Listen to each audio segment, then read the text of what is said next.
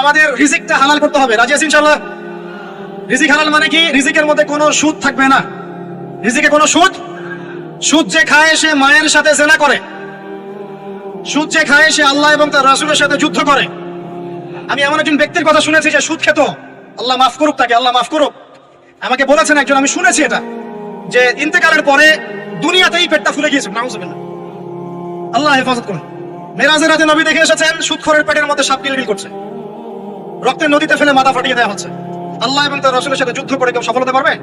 আল্লাহর ওয়াস্তে সুদের চাকরিটা ছেড়ে দেই ভাই, আল্লাহর ওয়াস্তে ছেড়ে দেই, সুদের চাকরি ছেড়ে দেই। আল্লাহর হাতে আমার রিজিক, আল্লাহই খাওয়াবেন ইনশাআল্লাহ। সারা দুনিয়ার লক্ষ কোটি মাখলুককে আল্লাহ যদি খাওয়াতে পারেন, আমাকেও সুদ ছাড়া খাওয়াতে পারেন। খালি ধৈর্য ধরেন, রিজিক আসবেই ইনশাআল্লাহ। আর যেখানে ঘুষ সেখানে নাই, যেখানে ঘুষ সেখানে আমি নাই। এখানে ভাই যদি কোনো সরকারি কর্মকর্তা থাকেন বা কেউ যদি ঘুষের সাথে সম্পৃক্ত থাকেন, সরকারি বেসরকারি যেই হন, আজকে রাত্রে বাসায় গিয়ে খাস তওবা করে না, আল্লাহ আমি জীবনে যত অর্থনৈতিক অন্যায় করেছি আমাকে মাফ করুন। আল্লাহ পাক মাফ করে দিবেন ইনশাআল্লাহ। এবং আগামী জীবনে ঘুষমুক্ত জীবন যাপন করার চেষ্টা করি। আল্লাহ তৌফিক দান করুন।